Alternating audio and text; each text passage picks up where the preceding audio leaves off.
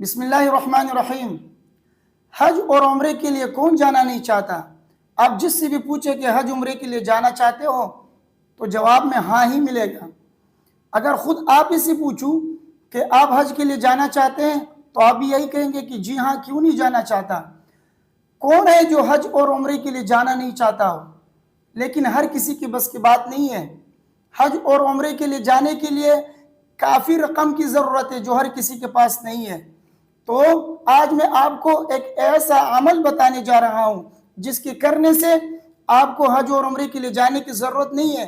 حج اور عمرے کا ثواب آپ کو بیٹھے بیٹھے گھر ہی میں آپ کو حج اور عمرے کا ثواب ملے گا۔ ایسا عمل آپ کو بتاؤں گا جس پر ہے مختصر سا عمل، اس کے کرنے سے اللہ تبارک و تعالی آپ کو حج اور عمرے کا ثواب عطا فرمائیں گے، وہ بھی پورا پورا۔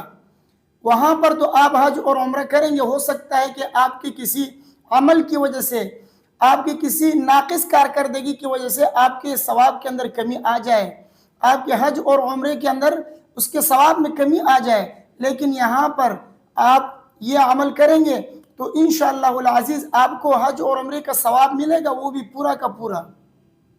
تو اس لیے اس ویڈیو کو غور سے سنیے، آخر تک دیکھیے اور اس پر عمل کریں۔ انشاءاللہ العزیز آپ کو اللہ تبارک و تعالی حج اور عمرے کا ثواب عطا فرمائیں گے۔ وہ عمل کیا ہے؟ وہ عمل یہ ہے، مختصر سا عمل ہے۔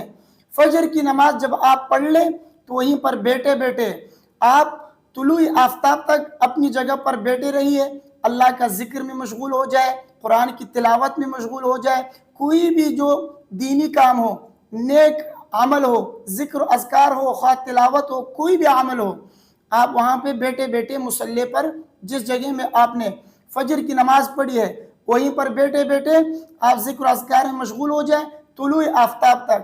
جیسے طلوع آفتاب ہو جائے اس کے بعد 10-15 منٹ کے بعد آپ صرف 2 رکعت نماز، کم سے کم 2 رکعت، زیادہ سے زیادہ 4 رکعت، یہ 2 رکعت آپ نماز پڑھ لیں، اللہ تبارک و تعالی آپ کو ایک حج اور ایک عمرے کا وہ بھی پورا پورا ثواب عطا فرمائیں گے۔ اس پر دلیل کیا ہے؟ میں حدیث سناتا ہوں آپ کو، ترمذی شریف کی حدیث ہے۔ نبی کریم صلی اللہ علیہ وسلم نے فرمایا، من صلی الفجر فی جماعت ثم قعد یذکر اللہ حتی تطلع الشمس ثم صلی رکعتین كانت له كأجر حجة وعمرة قال رسول الله صلى الله عليه وسلم تامة تامة تامة او كما قال صلی اللہ علیہ وسلم۔ نبی کریم صلی اللہ علیہ وسلم نے فرمایا کہ جو شخص صبح کی نماز جماعت سے پڑھ لے اور پھر وہیں پر بیٹھے بیٹھے اللہ کے ذکر میں مشغول رہے یہاں تک کہ سورج طلوع ہو جائے، جب سورج طلوع ہو جائے پھر صرف مختصر سے 2 رکعتیں نماز پڑھ لیں، اس کو اللہ تبارک و تعالی ایک حج اور ایک عمرے کا ثواب عطا فرمائیں گے۔ راوی کہتے ہیں کہ نبی کریم صلی اللہ علیہ وسلم نے فرمایا وہ بھی پورا پورا ثواب عطا فرمائیں گے۔ تو اس حدیث سے معلوم ہوتا ہے کہ اشراق کی 2 رکعت نماز پڑھنے سے اللہ تبارک و تعالی آپ کو ایک حج اور ایک عمرے کا کامل ثواب عطا فرمائیں گے۔ تو دیکھیے کتنی بڑی فضیلت ہے، آپ کو یہیں پر گھر ہی میں بیٹھے بیٹھے آپ کو اللہ تبارک و تعالی ایک حج اور ایک عمرے کا ثواب عطا فرمائیں گے۔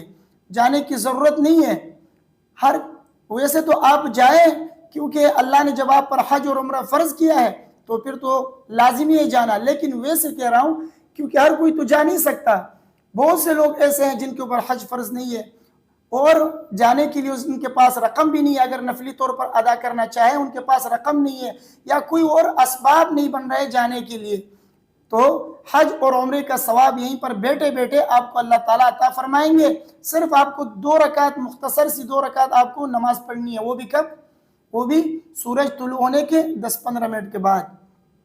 یہ 2 رکعت آپ نماز پڑھیے، اللہ تبارک و تعالی آپ کو ایک حج اور ایک عمرے کا کامل ثواب عطا فرمائیں گے۔ تو کتنی بڑی فضیلت ہے، تو کوشش کریں اس فضیلت کو حاصل کریں۔ اگر آپ وہاں جا نہیں سکتے، آپ کے پاس اتنی رقم نہیں ہے کہ آپ حج اور عمرے کے لیے جا سکیں، یا ہے لیکن کچھ اسباب نہیں بن رہے، تو پھر یہیں پہ بیٹھے بیٹھے حج اور عمرے کا ثواب اللہ تعالیٰ آپ کو عطا فرمائیں گے۔ لہٰذا خود بھی اس پر عمل کریں، اپنے گھر والوں کو بھی جو ہے ترغیب دیں، اپنے دوست و احباب کو بھی اشراق کی نماز پڑھنے کی ترغیب دیں۔ اشراق کی نماز کی بڑی فضیلت ہے، اس کی بہت زیادہ فضیلت ہے۔ کم سے کم 2 رکعتیں، بہت سے لوگ یہ پوچھتے ہیں کہ اشراق کی نماز کی کتنی رکعتیں ہیں، تو اشراق کی نماز کی کم سے کم 2 رکعتیں ہیں۔ حدیث میں 2 رکعتوں کا ذکر ہے، اور زیادہ سے زیادہ 4 رکعتیں ہیں، 2 رکعت کر کے آپ پڑھ لیجئے۔ اور بعض حضرات یہ کہتے ہیں کہ نماز اشراق میں کون سی صورتیں پڑھیں گے؟ جو بھی صورت آپ کو یاد ہو آپ وہ صورتیں آپ پڑھ سکتے ہیں، اس میں کسی صورت کی تعین نہیں ہے کہ اشراق کی نماز میں یہ صورتیں آپ کو پڑھنی ہے، دوسری صورتیں آپ نہیں پڑھ سکتے۔ کوئی بھی صورت آپ کو یاد ہو وہ صورتیں آپ اشراق کی نماز میں پڑھ لیں، انشاءاللہ العزیز اللہ تبارک و تعالیٰ آپ کو اشراق کی فضیلت عطا فرمائیں گے، ایک حج اور ایک عمرے کا ثواب آپ کو ملے گا۔ مجھے امید ہے کہ یہ میری باتیں آپ کی سمجھ میں آ گئی ہوں گی۔ اللہ تبارک و تعالیٰ سے دعا ہے کہ اللہ تعالیٰ مجھے اور آپ سب کو فجر کی نماز جماعت کے ساتھ پڑھنے کی توفیق عطا فرمائے، اور ساتھ میں اشراق کی نماز بھی پڑھنے کی توفیق عطا فرمائے۔ ویڈیو کو اپنے دوستوں کے ساتھ لازمی شیئر کیجئے، مجھے اپنے دعاؤں میں ضرور یاد رکھیے۔ اگر نماز اشراق کے متعلق یا اس کے علاوہ کسی اور نماز کے متعلق کوئی بات آپ کے ذہن میں ہو، آپ کو پوچھنا ہے، تو کمنٹس میں لکھ دیجئے، انشاءاللہ العزیز اگلی ویڈیو میں پھر اس پر بناؤں گا۔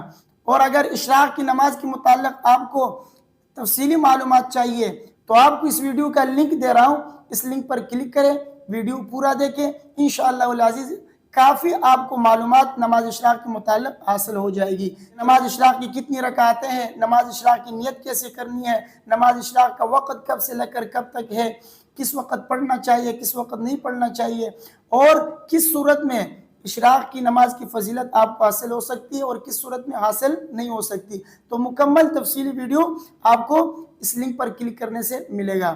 تو ویڈیو کو لازمی دیکھیے گا اور اپنے دوستوں کے ساتھ شیئر ضرور کیجیے۔ السلام علیکم ورحمۃ اللہ۔